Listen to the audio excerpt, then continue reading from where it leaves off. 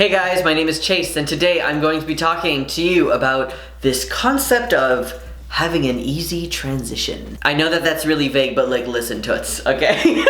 So I have seen a lot of comments on my videos, on other people's videos, on people's Instagram posts, on Facebook, of people complaining about others who have had an easy transition and don't understand the struggle.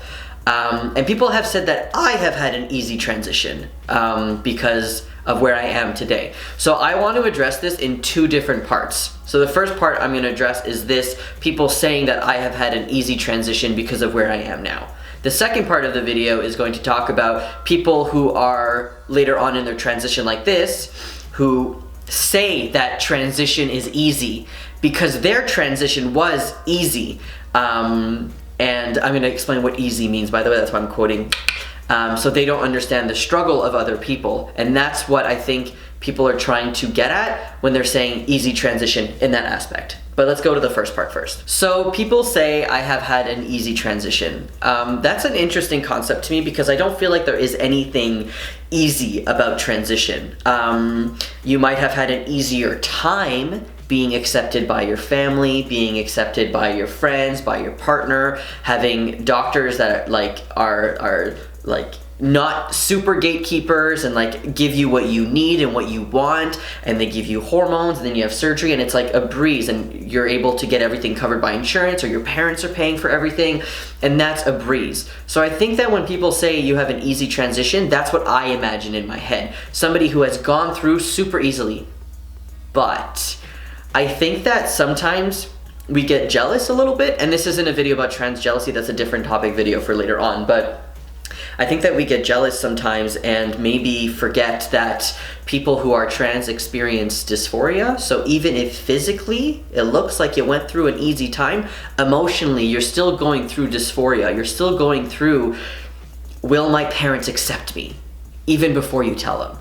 You're gonna get through, oh my God, I'm gonna have surgery. This is, I want this, but this is also traumatic on my body. And you're going through dysphoria. You got top surgery, why? Because you had top dysphoria. You have bottom surgery, why? You had bottom dysphoria. So I feel like we forget the dysphoria aspect of being trans. I am not here to say that all trans people have dysphoria and you have to have dysphoria to be trans. That is not what we're not talking about that. This is, pretend like that concept doesn't even exist right now. Because right now we're talking about specifically the emotional, the emotional state that trans people are in when there's something that they are afraid of and not sure of. And a lot of the time it's that we're unsure of ourselves in the beginning. And as time progresses, we learn to love ourselves and love our identity and be true to ourselves. And then it gets easier for us mentally, but there was still that struggle. So when people say that that type of transition that I'm saying sounds like the easiest transition because it's a physical transition was flawless, in terms of like steps and the easiness of steps, I can understand how you could say that's an easy transition, but we need to remember the emotional part of it. So for me, just to address people saying I have had an easy transition, I knew I was trans when I was 15 and I didn't say anything for years, and I was literally emotionally torturing myself because I didn't want to lose my dad. That to me, that's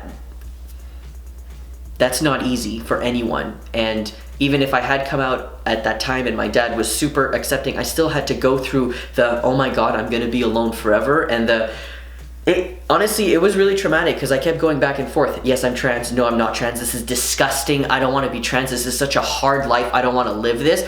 To repressing it so hard that when it came out, I just exploded and needed to do everything at once. So I didn't tell my dad. And I didn't tell anyone. And then when I graduated high school, I finally told people and I went to therapy. And the year after, I started hormones when I was 19. That was really hard because I didn't tell my dad. And it was not an easy process because I got rejected from the hospital that treats trans people in Montreal, and I didn't get into their program because I wasn't trans enough. So there's all these like little bits and pieces of someone's life that they don't show online or even show to their best friends that they go through. And I feel like even though I joke around like, oh, I didn't get accepted, they didn't think I was trans enough, literally. That moment that they said that, I was like, I'm not trans. But I am trans. What the hell am I feeling then? I don't understand. And it was like, I don't want to live if these experts are telling me that I'm not trans. So for me, that was really, really, really hard to deal with. And I feel like it just keeps going on. That my dad found out and everything was okay. And then I wanted top surgery, and then I canceled it because I wasn't ready. And then I decided to have surgery the year after, and I was terrified. And I made a video called Top Surgery Anxieties where I literally cry because I'm terrified of surgery, but I still go through with it. And I'm happy, and I never regret a day. I'm so happy I had top surgery. But still, then I got post-op depression, and then I had, oh my God, then all the legal stuff with my name and my gender marker change. And now the fluctuating bottom dysphoria, by the way, video coming out on that. It's overwhelming to think that people think I've had an easy transition because of where I am today.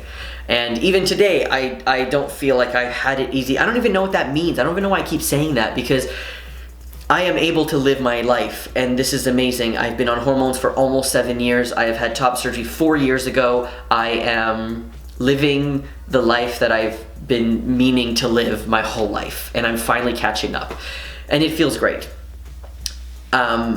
But there are still things that are traumatic to me in the past that I can't let go of, and I wish that I could, but that's what makes my life not so easy, is the trauma I have associated to transition. And a lot of people have that even if their transition is easy. And I think that we forget that, because it is a traumatic thing. I know someone, I'm not jealous of this person, I promise you, but it's gonna sound like I am. Okay, so I know somebody who at 15 came out, at 16 got top surgery, and then had phalloplasty at 18, and almost had fallow before they were 18. And I remember looking at this person, and I talked to him, we're friends.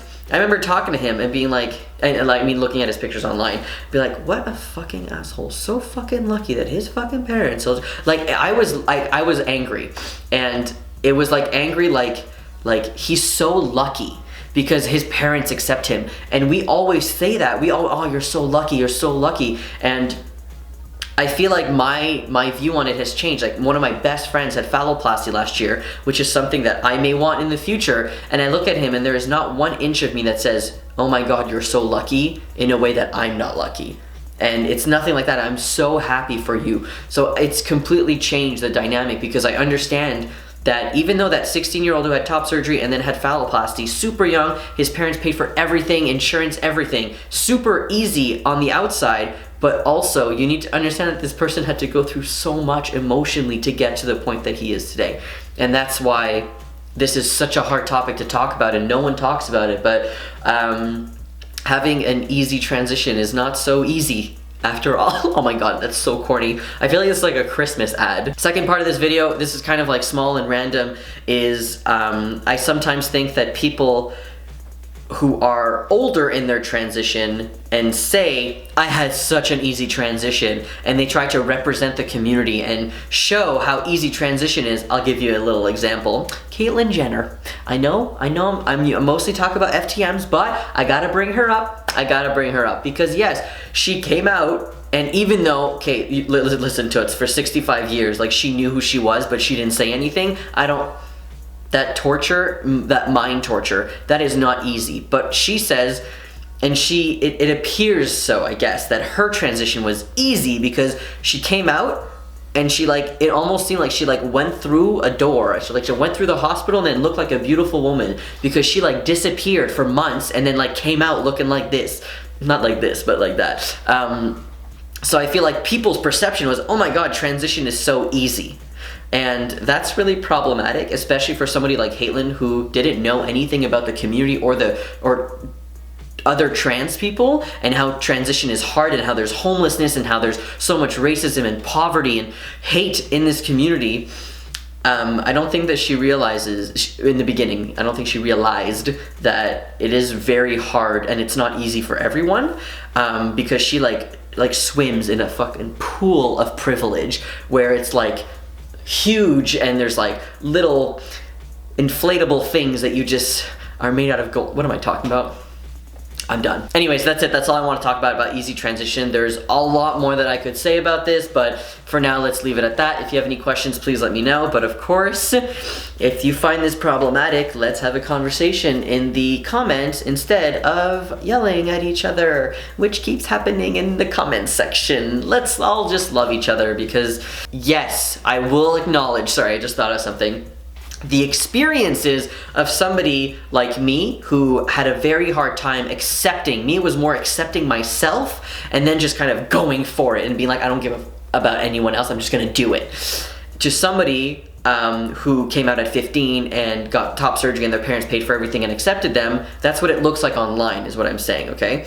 But you don't know this person's true story. So my experience, his experience, and then someone's experience where they are super gate kept, where they went to like 4 different therapists, no one's giving them a T letter, they can't get top surgery, they can't get funding, they don't have a job, they're disabled. Yes, 100%. These 3 stories are completely different. The experiences of people are different. And I feel like somebody who has a harder time can say like, yes, that transition looks a lot easier than me, which I can understand. I just think that we need to really remember that we all suffer, and we all suffer in different ways, and one person suffering over something that you think is small but for them is huge doesn't mean that their suffering isn't valid. And sometimes I feel like I am being dramatic about a feeling that I have, and someone else is experiencing something that is much worse than me, but their feeling about it is much less. But it's almost like we have the same type of suffering, but we don't realize it. Does that make sense? I don't think it does. Anyways, I'll see you guys later. Have a great week. Bye.